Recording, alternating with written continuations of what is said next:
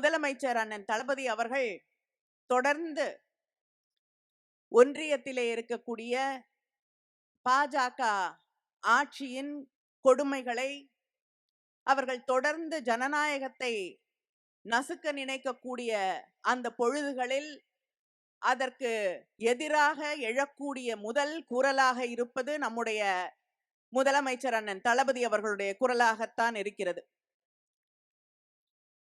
மத்தியிலே இருக்கக்கூடியவர்கள் எந்த சந்தர்ப்பத்தையும் விட்டுவிடாமல் அது ஒரு மசோதாவை கொண்டு வருவதாக இருக்கட்டும், அல்லது ஒரு திட்டத்தை கொண்டு வருவதாக இருக்கட்டும், அதில் அத்தனையும் மாநில உரிமைகளை, மாநில அடையாளங்களை அழிக்கக்கூடிய ஒவ்வொரு செயலையும் அதன் பின்னணியில் வைத்துச்சான் செய்கிறார்கள். மாநில உரிமைகள், மாநிலத்தின் அடையாளங்கள், நம்முடைய சுயமரியாதை, இவற்றை கேள்வி கேட்கக்கூடிய வகையிலே ஒவ்வொரு நாளும் செயல்பட்டு கொண்டிருக்கக்கூடிய ஆட்சிதான் மத்தியிலே இருக்கக்கூடிய ஒன்றிய பாஜக ஆட்சி என்பதை நாம் புரிந்து கொள்ள வேண்டும். தமிழ்நாட்டை நம்முடைய முதலமைச்சர், நம்முடைய திராவிட முன்னேற்ற கழக ஆட்சி இன்னைக்கு இந்தியாவிலேயே பல வகைகளே, பல துறைகளிலே முன்னேறிய முதல் மாநிலமாக உருவாக்கி காட்டியிருக்கிறார்கள். அதுவும் எப்படிப்பட்ட நிலையிலே? ஒன்றிய அரசாங்கம் காசு கொடுக்கிறது இல்ல, எந்த விதத்திலும் நமக்கு உதவிகள் செய்வதில்லை, தொடர்ந்து தடைகளை உருவாக்கி கொண்டிருக்கிறார்கள். இதையெல்லாம் தாண்டி மீறி முதன்மையான மாநிலமாக தமிழ்நாட்டை நாம் உருவாக்கி காட்டியிருக்கிறோம். கட்சி பிஜேபிக்கு கிடைச்சிருக்கக்கூடிய அந்த பணம் 6564 கோடி. எவ்வளோ? 6564 கோடி. இந்தியாவில் இருக்கக்கூடிய மற்ற அத்தனை கட்சிகள் எல்லாத்தையும் சேர்த்து போட்டு பார்த்தீங்கன்னா கூட, தனியா இல்லை, எல்லா கட்சியும் சேர்த்து போட்டு பார்த்தீங்கன்னா கூட யாருக்கும் இந்த அளவுக்கு பணம் கிடைக்கல. இதை தவறு என்று நேற்று அவங்களுடைய நீதி, நேர்மை, நியாயம் தவறானது, செல்லாது, மக்களுக்கு எதிரானது என்று உச்ச நீதிமன்றம் தீர்ப்பளித்திருக்கிறது.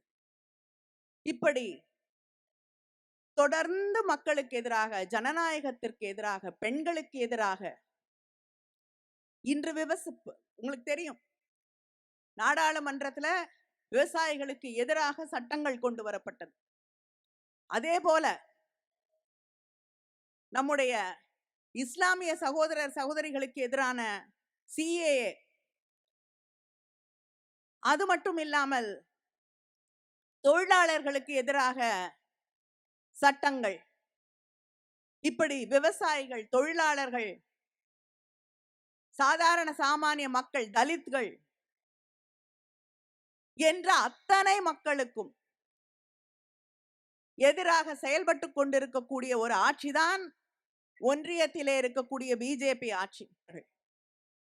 இப்படி பெரும்பான்மை மக்களுக்கு படிக்கக்கூடிய வாய்ப்புகளை பறிக்கக்கூடிய ஆட்சி, பெரும்பான்மையாக இருக்கக்கூடிய தலித்துகள், ஒதுக்கப்பட்டோர், ஒடுக்கப்பட்டோர், மலைவாழ் மக்கள், சிறுபான்மையின மக்கள் என்று அத்தனை பேருக்கும் எதிராக இருக்கக்கூடிய ஆட்சி மத்தியிலே இருக்கக்கூடிய ஒன்றிய பிஜேபி ஆட்சி. இந்த நாட்டின் இறையாண்மையை, அரசியல் சாசன சட்டத்தை, ஜனநாயகத்திலே நம்பிக்கை வைத்திருக்கக்கூடிய ஊடகங்களை கொஞ்சம் கொஞ்சமாக அழித்து கொண்டிருக்கக்கூடிய ஆட்சி, நம்முடைய பேச்சுரிமையை ஒவ்வொரு நாளும் சிதைத்து கொண்டிருக்கக்கூடிய ஆட்சி, பெண்களுடைய உரிமைகள், இளைஞர்களுடைய எதிர்காலம், இதை பற்றி கவலைப்படாமல் அதை அழித்து கொண்டிருக்கக்கூடிய ஆட்சி இன்று ஒன்றியத்திலே ஆட்சி செய்து கொண்டிருக்கக்கூடிய பிஜேபி ஆட்சி. நாம் ஒன்றை நினைவிலே வைத்துக் கொள்ள வேண்டும். இந்தியா கூட்டணி அங்கே ஒன்றியத்திலே ஆட்சி பொறுப்பிற்கு வர வேண்டும். எப்படி வரும்னு கேள்வி கேட்காதீங்க. எந்த மாநிலத்தை எடுத்தாலும், தமிழ்நாடா இருக்கட்டும், கேரளாவா இருக்கட்டும், கர்நாடகாவா இருக்கட்டும், தெலுங்கானாவா இருக்கட்டும், பஞ்சாபா இருக்கட்டும், டெல்லியா இருக்கட்டும், வெஸ்ட் பெங்காலா இருக்கட்டும், இப்படி எத்தனையோ மாநிலங்கள் இந்த பாஜகவை தூக்கி எறிந்து விட்டது. இந்த நாடும் அவர்களை விரைவிலே தூக்கி எறியும். அதனால அந்த நாள் இந்தியா வெற்றி பெறக்கூடிய நாள் தான் இந்த நாடு, இந்திய நாடு வெற்றி பெறக்கூடிய நாள் என்பதை நினைவிலே வைத்துக் கொள்ளுங்கள். பிஜேபியின் வெற்றி என்பது இந்த நாட்டின் தோல்வி என்பதை நாம் ஒவ்வொருவரும் உணர்ந்து கொள்ள வேண்டும். இந்த குரலை, நம்முடைய முதலமைச்சர் அவர்களின் குரலை தொடர்ந்து எடுத்துச் செல்வோம். பாசிசம் வீழட்டும், இந்தியா வெல்லட்டும். பாதகம் செய்பவரை கண்டால் நாம் பயங்கொள்ளலாகாது பாப்பா, மோதி மிதித்து விடு பாப்பா, அவர் முகத்தில் உமிழ்ந்து விடு பாப்பா. அண்மை செய்திகளை உடனுக்குடன் தெரிந்து கொள்ள இணைந்திருங்கள் இயம்நாடு தொலைக்காட்சியுடன்.